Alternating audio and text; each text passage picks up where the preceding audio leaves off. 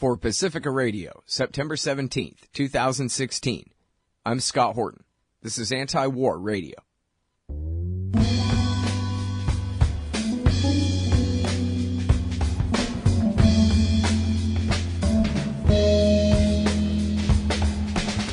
All right, y'all, welcome to the show. It is Anti-War Radio. I'm your host, Scott Horton, here every Sunday morning from 8:30 to 9 on KPFK 90.7 FM in L.A. You can find my full interview archive at scotthorton.org. More than 4,000 of them now, going back to 2003, scotthorton.org. And follow me on Twitter at Scott Horton Show. All right, introducing our friend Jeffrey Kaye. He is a psychologist from the Bay Area in California, has expertise working with torture victims, and he's the author of this brand new book. It's called Cover Up at Guantanamo, the NCIS Investigation into the Suicides of Mohammed al-Hanashi and Abdul Rahman al-Amri. Very good work here. Very important work. Welcome back to the show. Jeff, how are you, sir? Hi, Scott. Thank you very much. Glad to be here. Well, very happy to have you here. And here we are in Obama's last year, and Guantanamo Bay is still open. One of the major subjects of your book here actually takes place during his term, when everything should have already been closed down by then. But so let's get to it, and let's do that one first. That's how the book begins. Mohammed Salih al-Hanashi. Tell us about him. Mohammed Salih al-Hanashi was from Yemen. He came from a kind of classic Yemen, tribe, relatives worked in agriculture. He got involved, as many people did, the idea of religious jihad and supporting the more orthodox, shall we say, elements in Islam around the world, and went to Afghanistan to help the Taliban, and got swept up in the battles there. In fact, was involved in a couple of really big battles. This was even prior to 9/11, and was captured finally by and turned over to the Americans and sent almost immediately to Guantanamo. He was where he arrived in January, I believe, of 2002, or perhaps it was February. I'd have to look at my notes again. But anyway, right at the beginning. And very early on, this man, who at the time was in his early 20s, and if your listeners can imagine what it's like to be 23 years old and the decisions you make in life and what you do. So, but of course the Americans portrayed him as some kind of leader of, some kind of Islamic rebellion. Like all the other detainees, of course, he was sent to Guantanamo, renditioned essentially, and drugged on the plane over, subjected to sensory deprivation, and when he landed at Guantanamo, was given a powerful dose of the anti-malarial drug mefloquine, even though there was no malaria in Guantanamo or in Cuba at all. And the purpose of that, I and other people, including some medical authorities, believe, was to, disorient, in a sense, chemically waterboard the prisoners, make them disoriented, and depending on just how sensitive they were to this drug, perhaps even make them psychotic. Now, let me stop you there for just a second. This is something that we've talked about before on the show, and with your colleague Jason Leopold as well. That the major discrepancy here, let's assume, it's government work. So of course they're, giving them a prophylactic for a disease that doesn't even exist in the place where they are. But that's really the point, is they weren't giving them a prophylactic dose. They were giving them a treatment dose of these malarial drugs as though they were already infected. And so, and as you're saying, it's suspected that basically malaria was a ruse, and that's one of the reasons that we know is because they gave them a treatment dose, and we know that they know what the side effects of those malarial drugs are. Oh, absolutely. They knew in DOD, and in those articles that Jason Leopold and I wrote, we document that from internal documents within DOD that there was a lot of concern about the side effects, because they were using mefloquine as well, of course, on but not treatment doses, prophylactic doses, which your listeners should know are about 1/3 or to 1/4 to 1/3 the amount of drug that a treatment dose is. So, and people were complaining about the effects of the prophylactic dose on soldiers, and was driving them crazy. It was like mefloquine rage. And the only reason DOD was doing this was because you only had to give the dose once a week instead of every day. So it was easier, it was cheaper, right? For administrative purposes. Even though people were getting, as it turned out, neurologically damaged by this drug. And today, DOD does not use the drug at all. They stopped using it, except in extraordinary circumstances, because it was too dangerous. But nevertheless, they gave this to all the prisoners. Now, and I'm sorry, because I interrupted you before at the good part where you were talking about this amounted to basically chemical waterboarding. So I think basically what we're talking about is it gives them a real bad trip, like an unwitting or unwilling dose of PCP or LSD or something like that, where they go insane for a little while, kind of a thing, huh? Well, longer than you would on LSD, unfortunately. Mefloquine stays in the system a long time, and the people who have been affected, the medical reports show that people who were badly affected by these drugs, continue to exhibit symptoms for weeks or even months. Some people were permanently disabled by this drug, and the guy, the man who Shimkus, his name was Albert Shimkus, who was the chief surgeon at and head of the the naval hospital at Guantanamo at the time, is the man who signed off on this protocol for Guantanamo. And I spoke to him directly some years ago, and he told me that he wasn't his choice for this drug, that they had consulted. They had all these detainees coming in, and he consulted with the CDC, he consulted with this agency, that agency, and they told him to use the mefloquine, and so he just did. Of course, he also told me that he was told not to talk about it, which was very interesting, but he wouldn't tell me by whom, except that it was someone at Southern Command, meaning it was someone above him in the command structure. So he was ordered not to talk about it. He let that slip. But he did sign off on it. And the story he told me has never panned out, because I FOIA'd CDC and all the places he told me had asked for, that he had supposedly consulted with on mefloquine, and all of them said they had no records of any consultation at all. He also told me that the Cubans were concerned with the possibility of malaria by the prisoners being brought in. But there was no, the Cubans sadly would not return my request for comment. But one interesting fact came up to show that this was in fact a lie by Shimkus, because at the exact same time that the prisoners were there in the first few years and still coming in daily or near daily, there were Kellogg Root,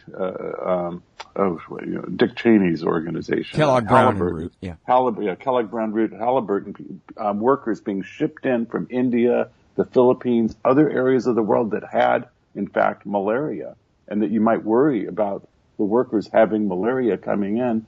And I put this by Shimkus. I said, well, if you're really worried, the Cubans were so worried that you had to treat everyone as if they had malaria, which is called empiric treatment by doctors. Why didn't you do that to the Kellogg Brown Root Halliburton people who were coming in? Well, that wasn't our business. So they really weren't concerned medically.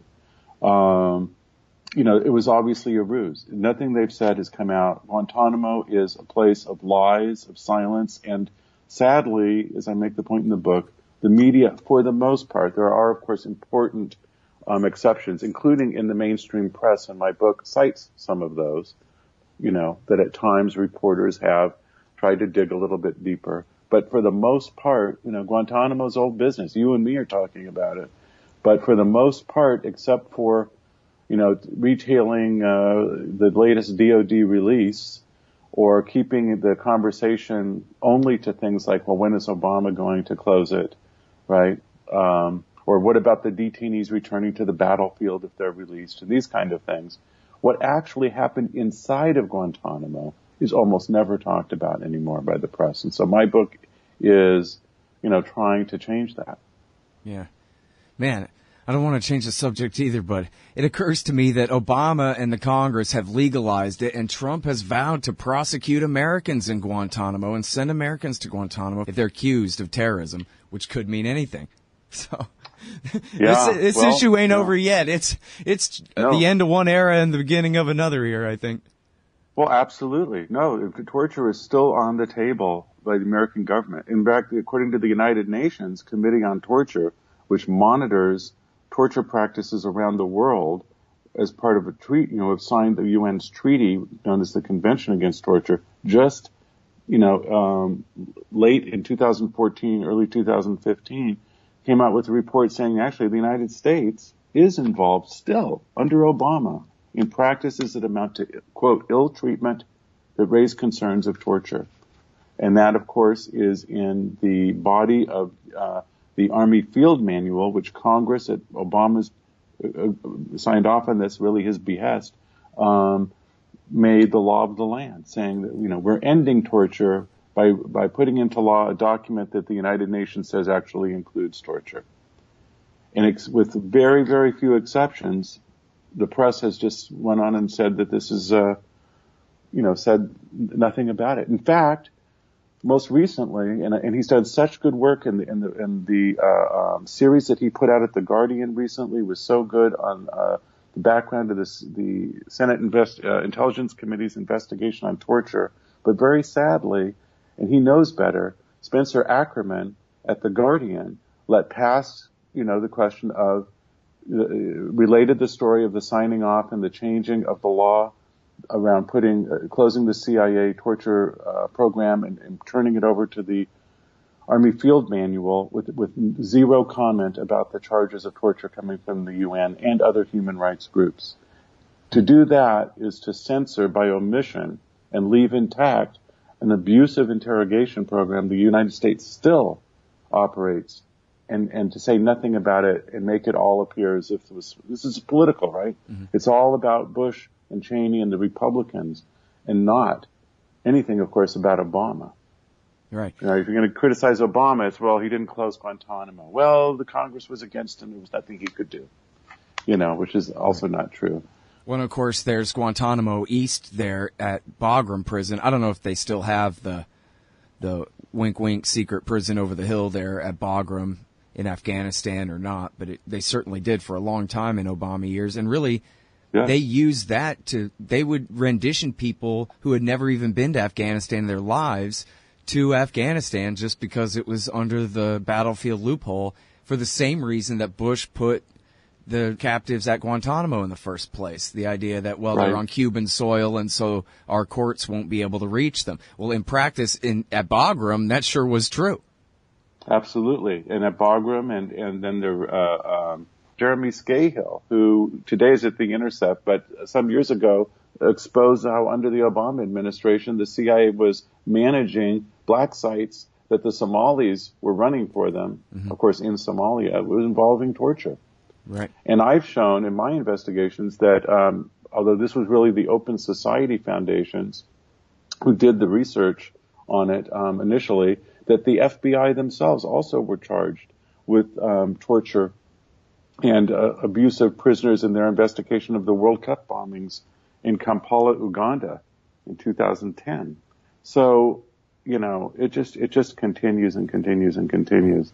It's really a sign of the lack of civilization or barbarism, really, in a sense, of the world we live in. And, surely punctures the pretense that the United States is somehow this golden city on a hill or something, as Ronald Reagan used to call it. Yeah, and as Hillary Clinton calls it. Does she? Oh, God. Yeah, just the other day in her last big foreign policy speech. Anyway, let's talk a little bit about the DIMS here to get back to your book, because time is short, and I want to make sure we get into this a little bit. DIMS, the Detainee Information Management System. It seems kind of suspicious. I think in the book you basically look at this as they're experimenting on these guys. But I wonder if the simpler explanation that, well, no, there's a rule change that said that they have to take notes on every minute of every day in the life of every one of these captives in order to keep them safe and sound and make sure that they're doing the right thing under the Red Cross rules or whatever. Wouldn't that be their excuse for keeping tabs on these guys' behaviors the way that you describe? Mm-hmm. Well, that is something that the Department of Defense said in the initial days of setting up the DIMS, the DIMS computer system, because it came out of the very early investigations of claims of abuse that were investigated by the military themselves. And they set up the DIMS they thought would be a more efficient way of handling and gathering evidence and documenting, that is, what was really happening with the detainees, with the guards, with staff members, so that you always would know exactly what was happening.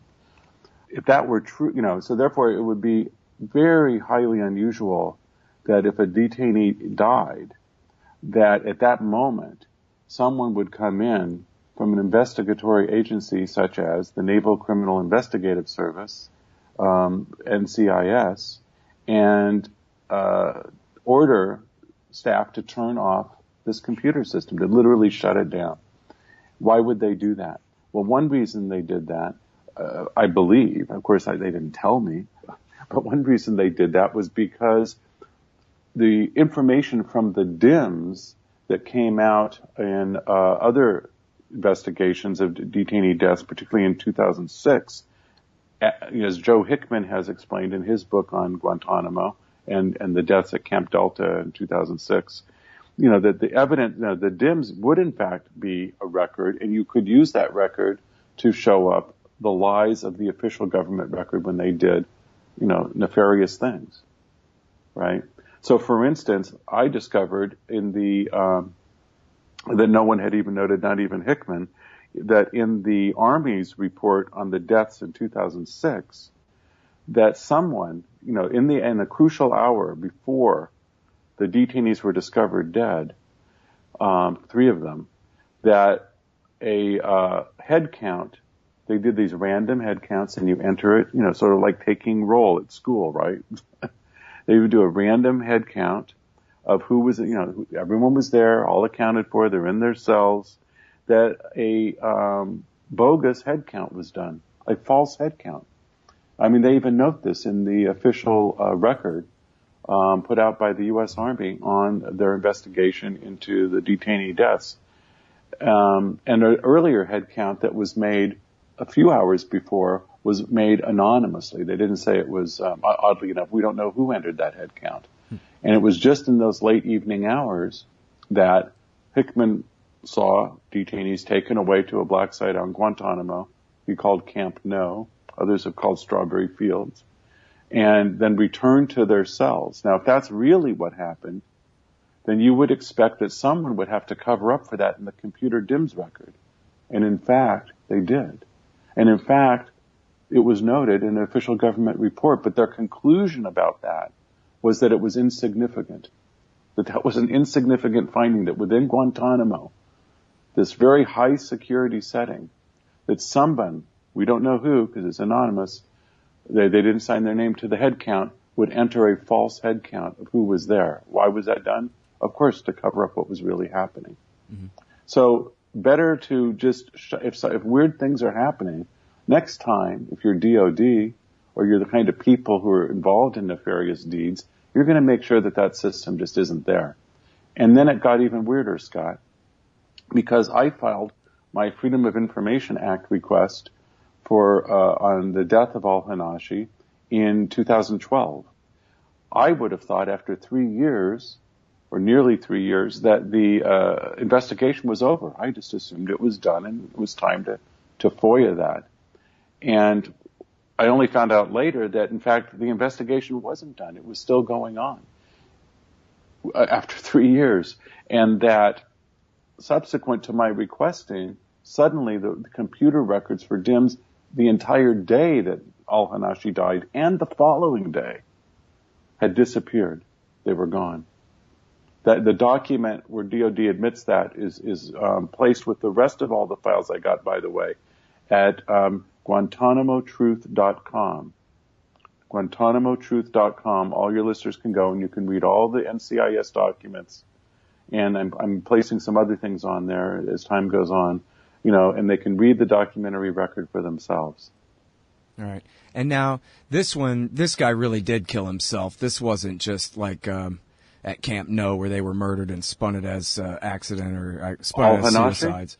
Right. Hanashi? Yeah. Well, I do believe he probably did, although I believe it was facilitated. What that means is, if I know you're trying to kill yourself and you're in a lockup psych ward, and then I give you the materials to let you kill yourself, and I turn away while you do it, that's murder. Right? And that's what happened in this case? They made sure he had the materials to kill himself? I think so.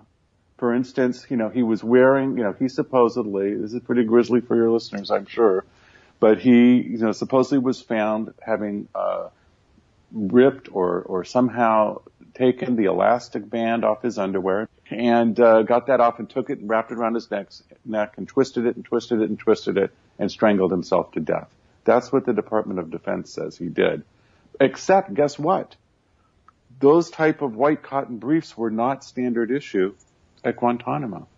And that was mentioned on a number of occasions, including in the press and in the government documents. Well, and he had nothing to hang himself from. He just did it with his own hand and just twisted it and twisted it, because it seems like he would at some point pass out, his hand would release its grip, and then he would be able to breathe again.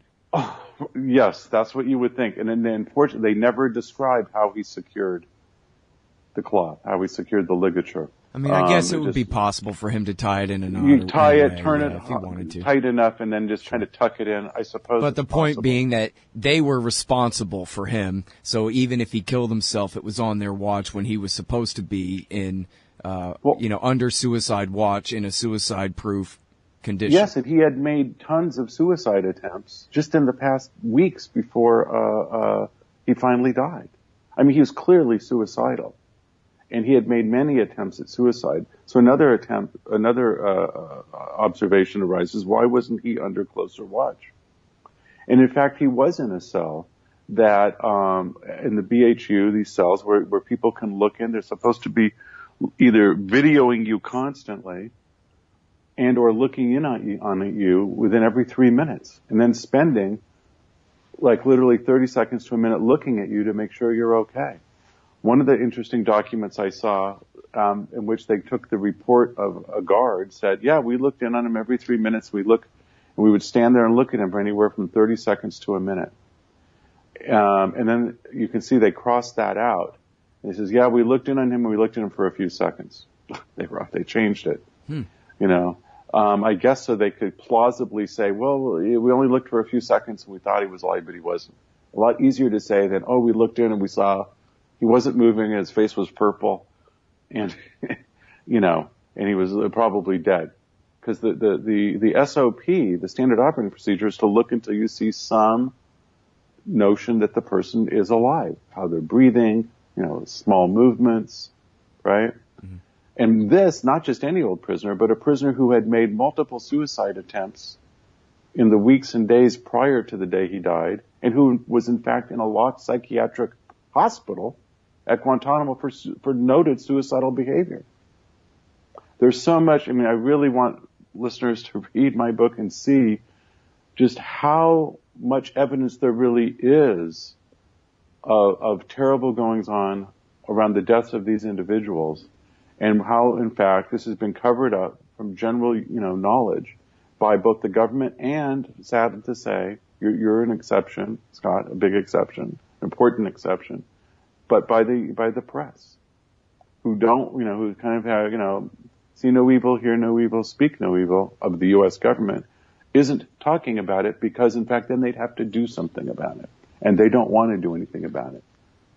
Even the liberals, they would be happy if Guantanamo were shut down, the prisoners sent on their way, just as they are now. They go to Saudi Arabia, they go to Qatar.